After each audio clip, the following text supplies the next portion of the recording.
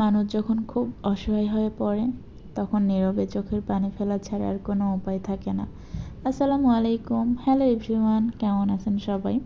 I hope সবাই অনেক বেশি ভালো আছেন। আমি আলহামদুলিল্লাহ ভালো আছি। তো প্রতিদিনের মতন আজকেও রান্না করতে চলে আসলাম। আজকে আমি রান্না করব গরুর মাংস। তো তার আগে চুলার পাটটা একটু পরিষ্কার করে নিলাম। যদিও পরিষ্কার থাকে তারপরে একটু পরিষ্কার করে নিলাম, ভালো লাগে তাহলে রান্না করতে। তো যাই হোক, এখানে মাংসটা ভালোভাবে আমি ধুয়ে নিছি। দেন গোলমরিচের গুঁড়া দিয়ে মাংসটাকে মাখায় কিছুক্ষণ রেখে দিয়েছিলাম। তারপর এখানে মশলাগুলো দিয়ে দিচ্ছি আমি। আজকে আমি মশলা ইউজ করছি আদা রসুন বাটা, জিরা বাটা, এলাচ, দারচিনি, পেঁয়াজ, 3টা রসুন কোয়া আমি এখানে দিয়ে দিছি। তারপর গুঁড়া মরিচ 3 চামচ দিচ্ছি, হলুদ 1.5 চামচ, পরিমাণ মতো লবণ। আর এখানে আমার সয়া সস ছিল একটুখানি, ভাবলাম দিয়ে দিই, নষ্ট হয়ে যাবে কারণ আমার ফ্রিজ নেই। তো এখানে 2 মুখা হয়েছে, আমি পুরোটাই দিয়ে দিছি। আর টমেটো সস একটুখানি দিয়ে দিলাম, আর রান্নার তেল। তো ভালোভাবে এগুলো আমি মাখায় নিচ্ছি হাত দিয়ে, অনেক ভালোভাবে মাখায় আমি 15 মিনিটের জন্য ম্যারিনেট করে রেখে দেব।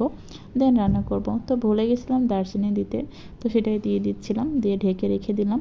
তো আমার হাতে এত টাইম নাই, এই জন্য 15 মিনিট পরে আমি রান্না করতে চলে আসলাম। আজকে একটু অন্যভাবে রান্না করছি। আজকে এত বেশি মজা হয়েছে গরুর মাংস কী বলবো। আর যাদের গরুর মাংস পছন্দ, যেভাবেই রান্না করে না কেন ভালো লাগে কি বলেন। তো আমি এখানে সামান্য একটু পানি দিয়ে কষাইতেছি। মাংসটা মাখায় হাত ধোয়ার যতটুকু পানি, ওইটুকু পানি দিয়েই আমি কষাচ্ছি। তাছাড়া গরুর মাংস থেকে পানি বের হয়, এই জন্য আর এত বেশি পানি দিতে হয় না। তো আমি মিডিয়াম জালেই এই মাংসটা কষাবো, তাহলে মাংসটা ভালোভাবে সেদ্ধ হবে। এত জোরে জাল দিব না। তো এই যে দেখেন ভালোভাবে কষাচ্ছি। আর এদিকে আমি গরম পানিটা বসাই দিলাম, কারণ আমি গরম পানি দিব এই জন্য। তো আরও কিছুক্ষণ কষাবো। এই যে তেল বের হয়েছে মাংসের ভিতর দিয়ে, মাংসটা সেদ্ধ হয়ে গেছে প্রায়। এখন আমি পানি দিব, পানি দিয়ে আমি হাইটে জাল দিব।